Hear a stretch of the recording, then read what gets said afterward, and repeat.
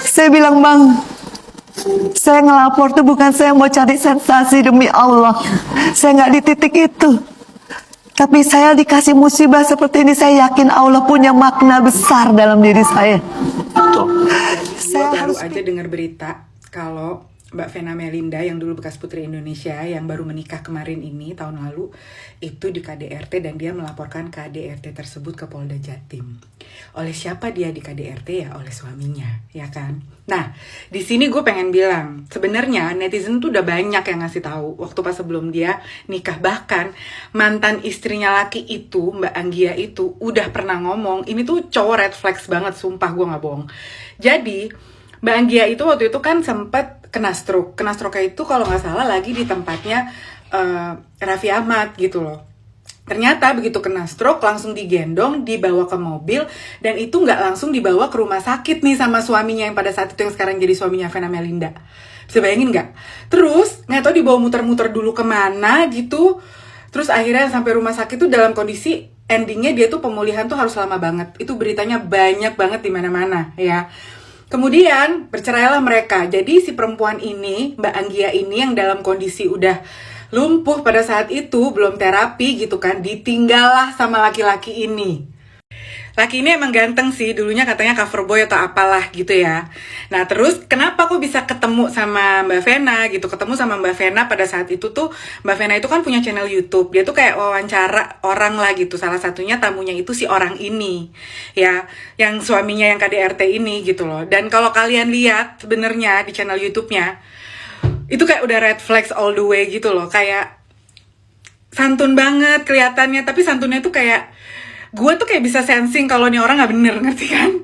Dan ternyata nggak cuman gue gitu loh, netizen juga pada saat itu tuh ngasih tahu, dan itu kayak di semua komennya dia tuh ngasih tahu, tapi dia nggak pernah mau denger. Bahkan dia tuh kayak attack balik mantan istrinya Mbak Anggia ini tuh, kayak dia sempat ngomong lah gitu di media, bilang aduh jangan sirik dong, jangan apa, kayak gitu guys. Even anaknya aja tuh kayak udah speechless, kayak kalau ditanya soal itu kayak anaknya kayak lebih milih nggak ngomong gitu loh. Kan anaknya ganteng tuh dua-duanya tuh. Intinya gue berharap masalahnya cepat selesai, dan gue berharap hartanya Mbak Vena Melinda ini nggak habis duluan, karena gue kayak bisa habis hartanya sama orang ini. Serius gue nggak bohong, karena Mbak Vena ini kayak sebucin itu. Dia kayak sebuta itu dan sebucin itu sama orang ini. Dan kita semua tuh kayak, yang gue sebagai netizen sotoy gitu, dan orang-orang lain jadi netizen tuh kayak ngelihatnya kayak udah ih gitu kan, tapi dia kayak dia mengabaikan itu gitu kan, dan malah endingnya dia nikah gitu kan. Terus kita kayak yang oke, ya udahlah ya gitu. Dan akhirnya terbukti guys, sekarang ini baru 2 jam yang lalu gue baca beritanya. Aduh sumpah, semoga kita semua dijauhkan dari laki-laki mengkudu kayak gitu ya Allah, jauh. Ini orang nggak jujur. Kemudian datang lagi Kanit dari Kapolres Kediri, tanya lagi, Pak Ferry ini ada apa? Dia masih bilang dengan gaya yang sama, oh bukan saya nggak tahu apa-apa. Poin saya di situ, langsung polisinya nanya sama saya, Bu, ini suami istri, mau damai atau gimana? Enggak, saya mau bikin laporan. Karena di detik itu juga, saya tahu dia bukan suami yang baik, dia bukan imam yang baik, dia bukan pemimpin yang saya cari selama 9 tahun saya sendiri. Dia nggak ada hati nurani. Bisa bayangin kalau saya pingsan. Dan di saat itu juga dia masih bilang sama bapak saya bahwa saya yang jedukin kepala saya ke tembok. Dia bisa punya alibi yang lain. Saya sampai bilang sama penyidik, Pak, gimana kalau saya pingsan? Siapa yang bisa mengungkap ini?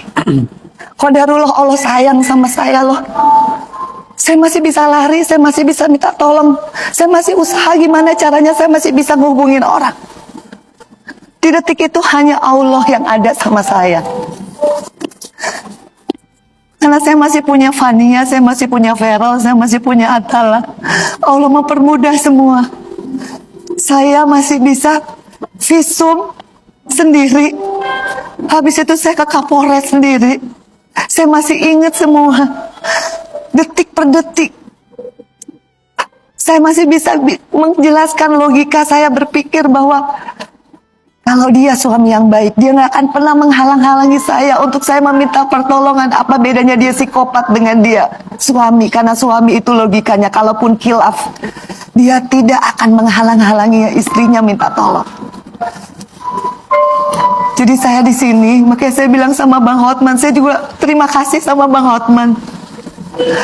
Saya bilang, Bang, saya ngelapor tuh bukan saya mau cari sensasi, demi Allah. Saya nggak di titik itu. Tapi saya dikasih musibah seperti ini, saya yakin Allah punya makna besar dalam diri saya.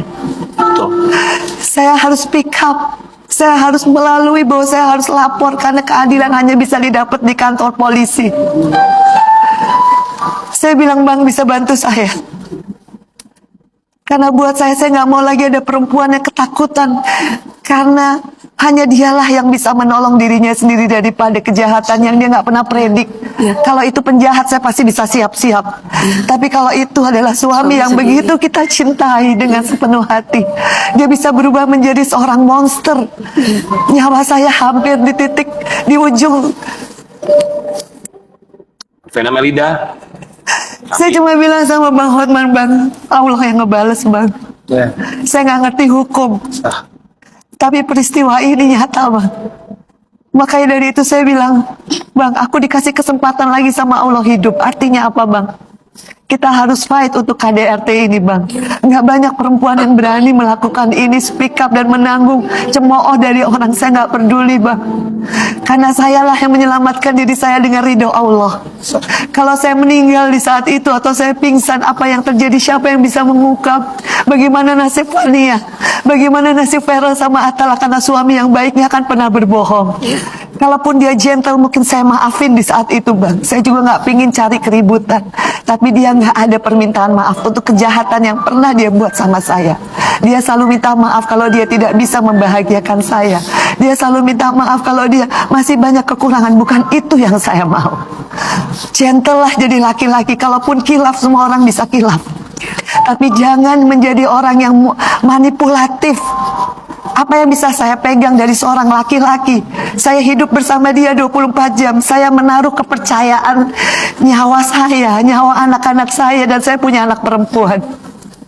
Jadi saya bilang sama Bang Hotman, gak usah khawatir, ini bukan masalah saya malu apa enggak. Saya bangga, saya masih diselamatin Allah untuk kesekian kalinya untuk menyelamatkan diri dan mengungkap ini. Baik, Mbak Vena Melinda, tentu saja kami juga bangga atas seorang Vena Melinda yang sangat luar biasa. Kami berharap Vena Melinda bisa kembali berdiri dengan tegak, mengangkat kepala, speak up, dan juga tentu saja memberikan kekuatan bagi siapapun yang pernah mengalami KDRT. Semangat selalu untuk seorang Vena Melinda. Kita